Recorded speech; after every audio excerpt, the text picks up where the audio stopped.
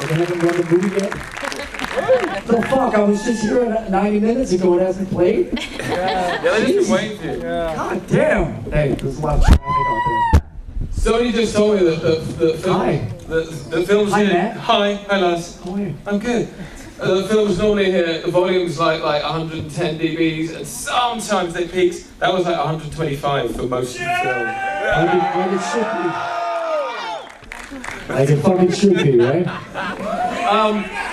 Anybody down in the mosh pit there? Not yet. Pretty quiet down there. Wow. Well, how are you doing? All right then. Most of you are still here. I'll take that as a good sign.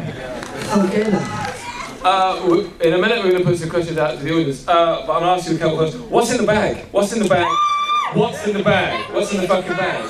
Best of menswear. Oh, that's pretty dark. That was funny, come on. Ladies and gentlemen, we can't top that. Good night. What's in the bag? Well, whatever you want it to be. What do you think is in the bag? What would you like? What? And the standard one is the next album. I know that one. And the other one I hear a lot is the same shit as in Pulp Fiction. So come up with something. Anybody got any other suggestions? What? Say again? The spirit of metal! There you go. Give it a toaster, right? That's it. Actually, somebody said the other day that Dane DeHaan looked in the bag and saw a reflection of himself in there. That was about as deep as it's gotten. Heavy. I've seen quite a few 3D movies, and normally it's just kind of like not much happens, and then someone points their finger out the screen, and that's the 3D bit. That's like proper deep 3D. It's pretty impressive. As long as it's this finger, not this finger. Yeah, they point this finger and go, "Wow, I'm on stage with Metallica. Look at how fucking big this screen is. That's insane." No, I've seen a few IMAX, I've heard myself talk at a few of these IMAX presentations, and that's about the biggest screen I've seen. Did it just take up the whole screen? Yes. It did. How wonderful. All for the price of 18 pounds. Wow. What? Inflation. What? Inflation. More for you. Oh, really? Oh, God. Well, I guess we're going to start getting serious then. Okay, well, that's what I think we should... Enough of these one-liners. We should really take some questions from the floor. Take some questions from the floor? I think that's what you said. So we've got some people going... Or from the seats. From the seats. There's a dude right on the front. We should probably start just with a flowery shot. Wait till the mic comes over. And then... Let's see how low we can go today. Okay. Who are you, man? Where are you from? Okay, guys. So I'm Martin from London. It's my 50th birthday next week. I love you guys. Absolutely love you guys. I want to ask you about you and James. Can I ask you about you and James? Because you said in Some Kind of Monster you bought this guy 42 fucking beers and he still didn't say he loved you. Does he now love you? He calls me every day and says he was sorry for not saying it 10 years ago. Yes. No, but seriously, how do you guys get on a family? We get on really well these Because days. you are amazing. You've stayed together for this length of time. How do you do it? There are a lot of ups and downs in these kind of relationships, as I'm sure you can relate to and understand. But the last, I'd say, post-death magnetic, last 5 to 7 years, it's been really, really good. There's a lot of good vibes. I think we finally found the right balances between. We spent a lot of years knowing how to push each other's buttons and doing it very well. And I can wind a guy up in 12 seconds flat, and vice versa. But we've kind of started refraining from that. And I think we're much more appreciative of what we have, and there's a lot of, here comes the L word, okay? There's a lot of love going around the Metallica range, so it's getting close to the witching hour. What do you want? So there's some really good vibes in the band these days, and you know, he just texted me a couple days ago. He was doing the same thing here in some places on the West Coast. He sat with an audience and said that people loved the movie, and he loved the movie, and it's good. Everybody's in a really good mood. We're all very proud of this, and we're looking forward to getting back to the studio. But generally there's a great vibe in the band. Thanks for asking. Thank you. Nice. And happy nice. birthday. Thank you. All right, so we'll leave it on that high note. See you later.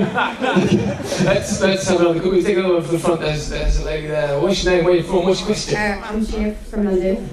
So it's like a massive Metallica fan. I've seen you a lot of times. There's something that happens when you play live, like a something of rawness. And yet you're making this film where it's a little bit rehearsed, a little bit scripted in a live performance. So I'm just wondering what kind of conversations went on around keeping the kind of truth of the live performance within the setup of the film and kind of rehearsing the concept. Because it wasn't an actual live thing. I mean, like concept. That's a good question. Not a lot.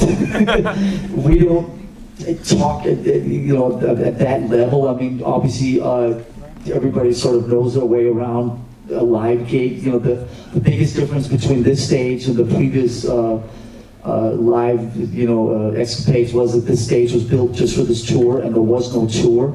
We did 2 weeks of warm-ups in Mexico City, and then we started filming.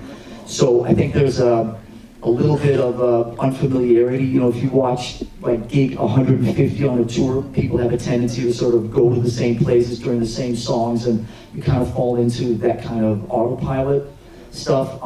There was none of that here because it was all so new. And so I think there's a little bit more maybe of an edginess to the performances because not everybody can necessarily remember when the next pyro blast is coming and when shit's gonna fall and all that type of stuff. So it's it was pretty edgy during these, and in some of the earlier, we filmed for about 2 weeks. Some of the earlier days, some of the shit wasn't working, and retakes and stuff, the doors fell into the drums and all kinds of Spinal Tap-esque moments.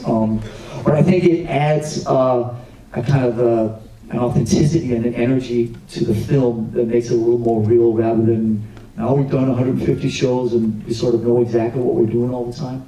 So I hope that translates. I mean, it's a hell of a stage set. We've spoken about this before. I kind of want to know what happens to the stage, because it is this fucking huge video screen. I kind of hope that you also take it back and it's in your kitchen. Like, that should be in my kitchen. Yeah. Well, thank you. Somebody else has suggested that the last few days. It's currently in storage in Pennsylvania. Yeah. I think that enough of you wonderful people have suggested that we tour in the last month or so. So I would say the odds of touring this have gone up a lot since a couple of months ago. All right then. It's not next on the agenda. The dates aren't being booked as we're speaking, but because we really want to make another record now. But I would say at some point on the other side of making a record, maybe 3 to 5 years from now or something, we may tour this thing at some point, maybe as in kind of in-betweener, or kind of like a Roger Waters wall type of thing where it just sort of shows up at some point without necessarily being tied to a particular timeline. You know what I mean? It's the stage is in Pennsylvania, in the safety of Tate Towers, and of course in 5 years when we pull it out, none of it will be working, and we have to start over again, But we will get it out there to you people. I promise you. At some point, we will do our absolute best. Nice. Okay, let's take a question from there's people all the way over there, so you're gonna have to get right up close to your microphone when you. Who we go on? Who should we pick? Hi Lars, how you doing? There we go. He shows us already. Dude, who are you? We can't even see you. Stand up. Let me see. Stand up. Hey man. Hey. How you doing? I'm John from Reading. All right then. Do you have a gig in your backyard? I hope so. You must have a big backyard. Fucking big. The past couple of questions have been a bit fucking serious, to be honest, and I just wondered what your favourite cheese was. You'll bring it right back. Say that again, what's the question? What's your favourite cheese? Stilton, of course. Fucking awesome. Hey, Stilton! Is there any other kind? Thank you. There's somebody waving frantically at the back. Shall I really make the people with the microphones work? Go on, run! She was waving around. There she is on the right. There we go. Lars, motherfucker, yeah! That wasn't even the person I was pointing at. Definitely. You're not the woman that was waving. Go on. I've got tits. So, amazing film. What is your proudest moment of this film, and what are the bits you would like to tweak if you could go into post again? I would. Well, listen, when I saw the world premiere at the Toronto Film Festival 3 weeks ago, I called in 3 changes the next morning on the sound, and then I resigned myself from ever doing anything on the film again. I'm probably I'm proudest of the battle cry from the beginning was to try to make a film where instead of the audience watching Metallica, the audience felt that they were part of Metallica up on stage, and I think that we've thankfully accomplished that as much as you can. And I'd say the one thing I would change is I would just continue to turn it up to 11, man. Or 12. I guess what's after 11? 13? Yeah. Something like that. Yeah, turn it up to 13.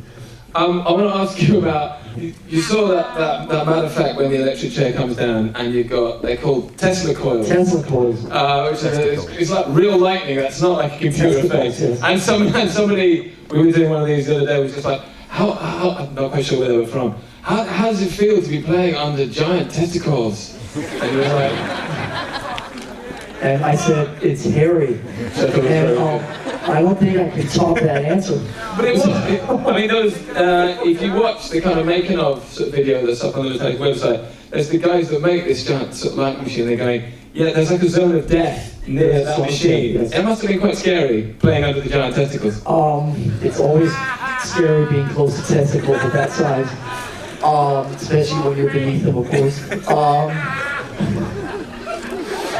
Yeah, the guy from Reading wanted it to go south, so it's going south.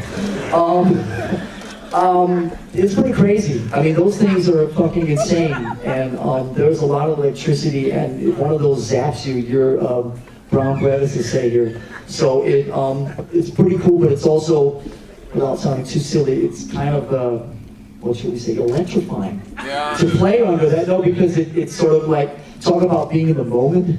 And talk about just sitting there and being completely like focused on something. I was sitting there just staring at those things, and if anything seemed right out of order, I was ready to do a runner. And of course, thinking in my wildest dreams that I could jump faster than electricity. There's narcissism for you. But we all survived, and it's pretty crazy. I'll tell you a funny thing. As you have spotted, and there may be one of you that's guilty of this, but it's part of the Metallica thing, and we accept it, we even appreciate it. There's always people who find something to gripe about or complain about. So I got an email from the management office yesterday talking about there were a bunch of complaints on iTunes about in the middle of Ride the Lightning, the song gets really distorted.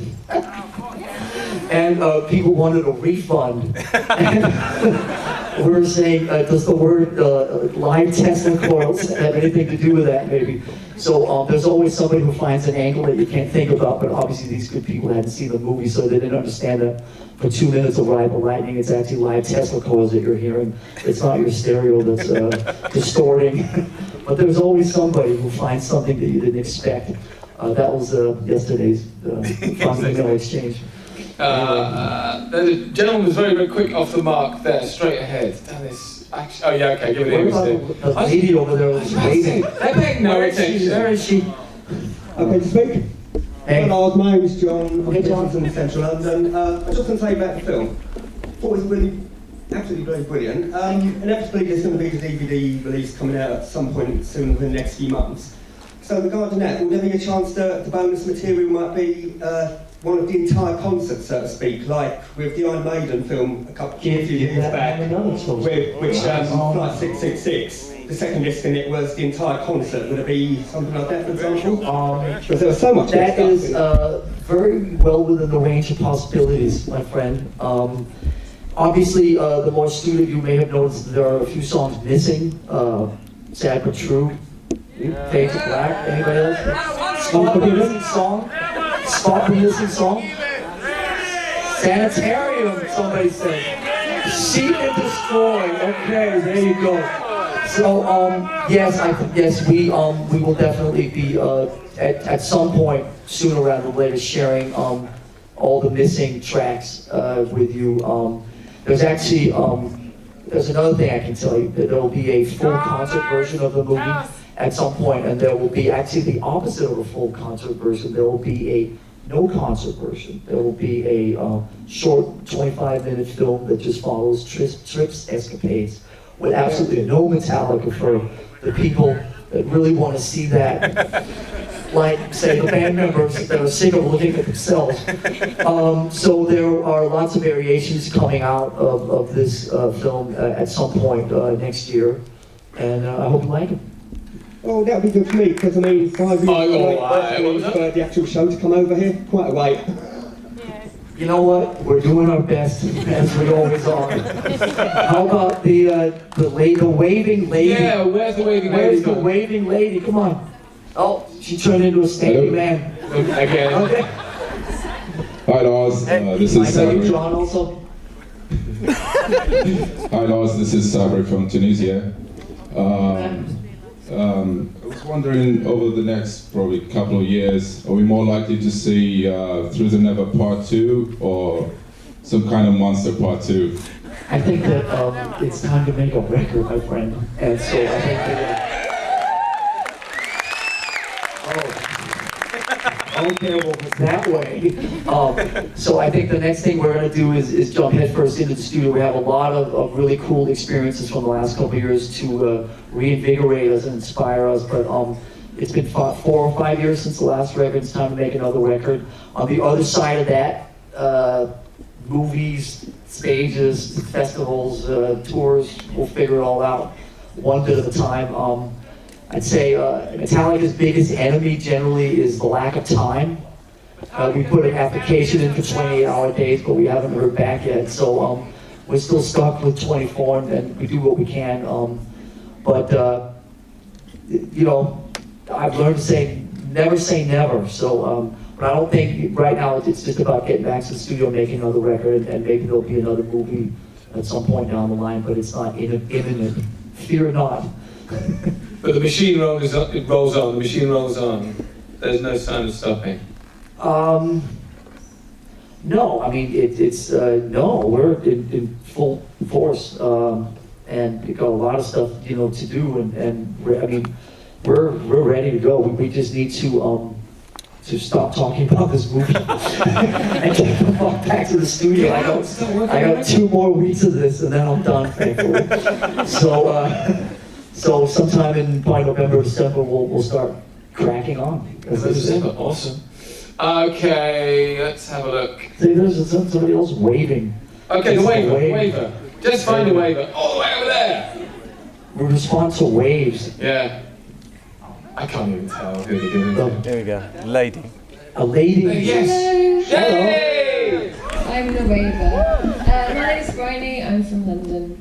And as a physics graduate, thank you for the Tesla coils. Thank you for the testicles. Thank you. I was just wondering, which bands do you see these days that really excite you? Watching them live, like who gets you fired up thinking, that's awesome?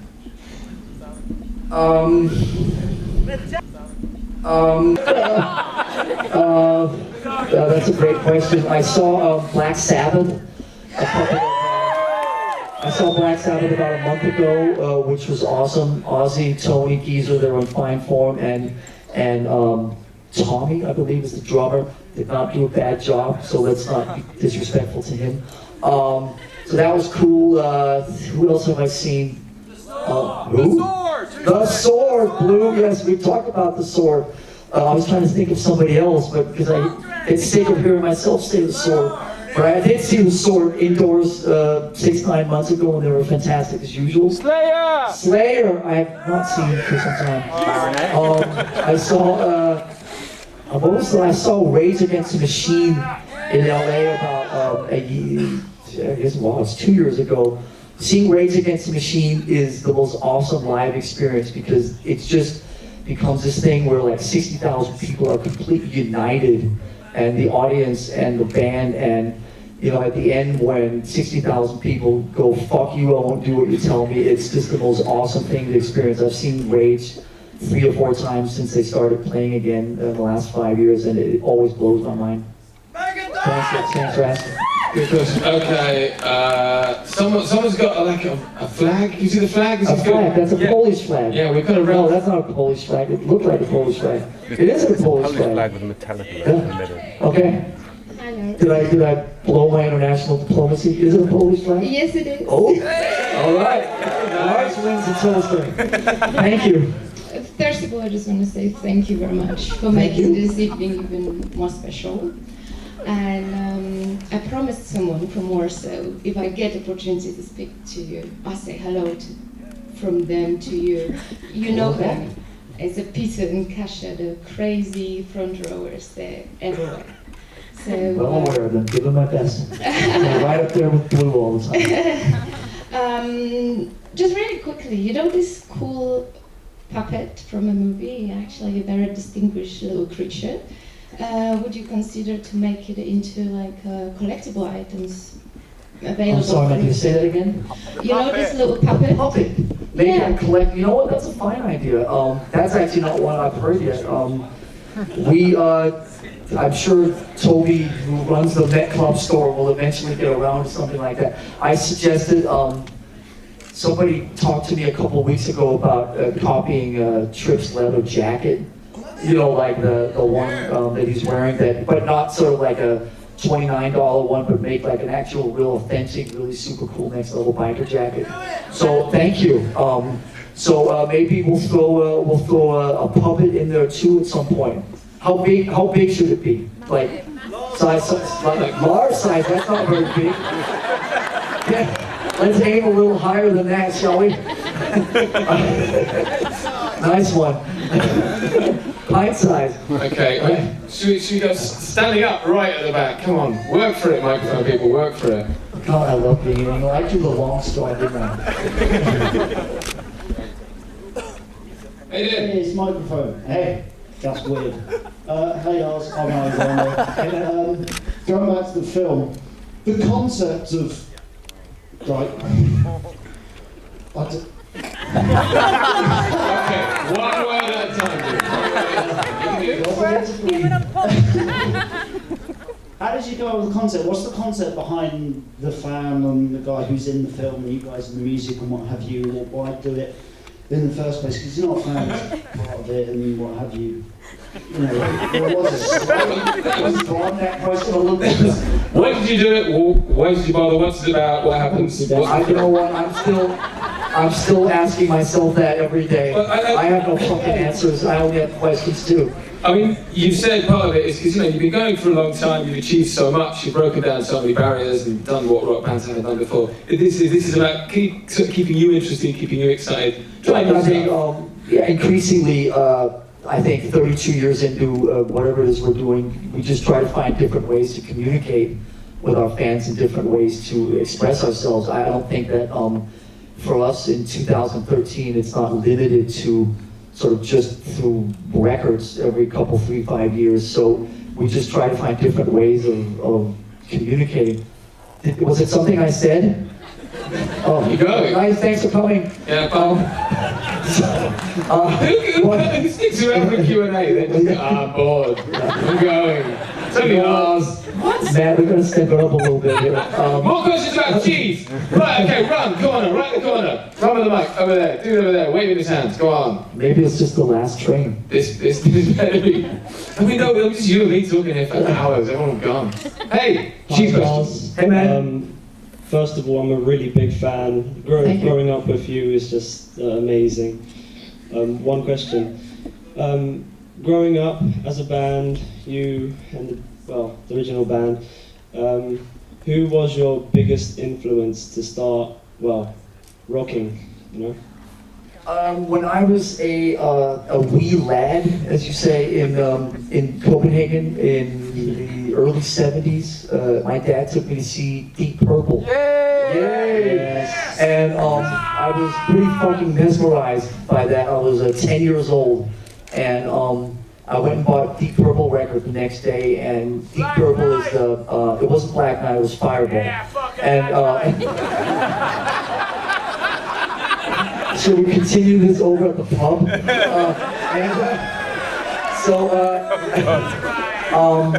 Deep Purple has kind of been the mainstay in my life, the one band that I can continue to come back to over and over and over again, and every time draw different inspirations from, and just find something all the time. So 30, no, I guess that would be, I guess 40 years later, Deep Purple still resonates, and I would say that they're probably the reason that I wanted to be in a band and play music and do all that crazy stuff in sort of like the bigger picture. So I will credit them or blame them, whichever way. Right, we are running out of time, so I think we've got... We had a question yesterday. Do you have a tie on again today? No. No. No tie. No tie, no question. Okay, right. This is, I think it's going to be the last question because we are running out of time. And are we? I thought we were going over to the pub. I'd like to buy 2,000 pounds of lager, please. Crowbar. Is that your local? All right then. Say again. The crowbar, says the lady. There's loads of Metallica. All right then. Well, that's good, pal. Yeah, okay, right. So you have to pick the final question. Who's it going to be? Me? Yeah. Pick the final question. Pick the final person to ask the final question. But who's the furthest away? Yeah. Okay. That's okay. Over there. Come on. What? Up here. Up the back. Say again. Are you touring New Zealand? Yeah, I've got a microphone, dude. Well, I'm touring New Zealand while I'm talking to the audience I don't know if it's working. in somewhere in London. Hi there, my name is Michelle. Yeah, there we go. I am from Vancouver, Canada, and if I may be so bold as to speak on behalf of the tens of thousands of fans who were there for those 3 nights at Rogers Arena, it was a joy and an honor to spend those 3 nights with you. Oh, thank you. Are you in the movie? I'm sure if I breathe it enough, I'll see it. I'll hopefully see myself. Did you find yourself? And it was a joy to see that experience. I can still feel the heat of the flames on my face. It was a joy to see that, experience that, first in real life, to share that moment with you, and now with all the people in this room, to share it with the world. So thank you. So I have a very simple question. What do you see as the legacy of this film? What's the legacy of the movie? What? What are you leaving behind? What are we leaving behind? The bag? The legacy, maybe slightly early to answer that question. I'm just happy people show up to watch it. You know what? I don't know. I mean, if it's, I've already heard some people talk about they've seen it more than once. I've heard, all right then, crowbar, go. And I think that I've seen this movie more than any of you that I can guarantee, and I still find different things in it. So without trying to sell it even more, I'd say that it's pretty cool to be able to come back to it and find different shit in it every time. So maybe it'll sort of develop a life of its own. People in no way comparing it to say a song remains the same, but the way that people would just go back and see it over and over and find different things in it or whatever. If this film can find that kind of, those kind of legs, would be awesome. And if it would be something that people can come back to, obviously that would be super cool. If not, then I appreciate people coming to it once. You know what, I don't know yet. There will be, like our friend up there said, there will be a few other versions of the film, obviously, coming your way in the next year. So I hope everybody can get different things out of it. And legacy, I don't know, I'm uncomfortable talking about words like that. We still have so much left to do. So let's talk about the legacy in another 20 or 30 years, shall we? And on that note, it's a fucking awesome piece of work. Thank you. Ladies and gentlemen, thank you for coming. Thank you. And Lars! Thank you. Thank you for coming. I'm sorry. See you at the program. If I'm not there, then raise one for me. All right? Thank you.